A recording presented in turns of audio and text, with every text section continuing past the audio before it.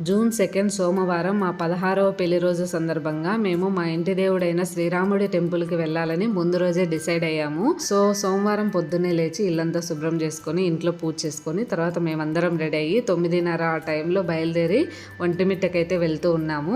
మేము ఒంటిమిట్టకు వెళ్ళడం ఇది రెండోసారి. ఇంతకుముందు కూడా లాస్ట్ ఇయర్ డిసెంబర్లో ఒకసారి వెళ్ళాము. అప్పుడు కూడా ఒక షార్ట్ వీడియో అప్లోడ్ చేశాను. ఆ వీడియోలో చెప్పి ఉన్నాను గర్భగుడిలో దర్శనం అవైలబుల్గా లేదు, పక్కన వేరే చోట ఏర్పాటు చేశారని.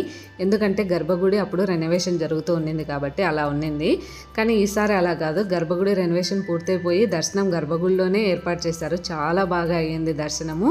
దర్శనం పూర్తి చేసుకొని బయటకు వచ్చిన తర్వాత అక్కడ ఒక పూజారి గారు ప్రసాదం పంచుతూ ఉంటారు. నేను లాస్ట్ ఇయర్ చూశాను, అందుకని అక్కడికి వెళ్ళి ప్రసాదం అడిగితే ఆయన లేదన్నారు ఫస్ట్. తర్వాత ఆయన కొద్దిగా పక్కన తీసి పెట్టుకున్నారంట. ఆ ప్రసాదాన్ని మాకైతే ఇచ్చారు. ఆ ప్రసాదాన్ని మేమందరం ఇక్కడ కలిసి తింటూ ఉన్నాము. ఇది ఇవాళ విషయం. నెక్స్ట్ వీడియోలో మళ్ళీ కలుద్దాం.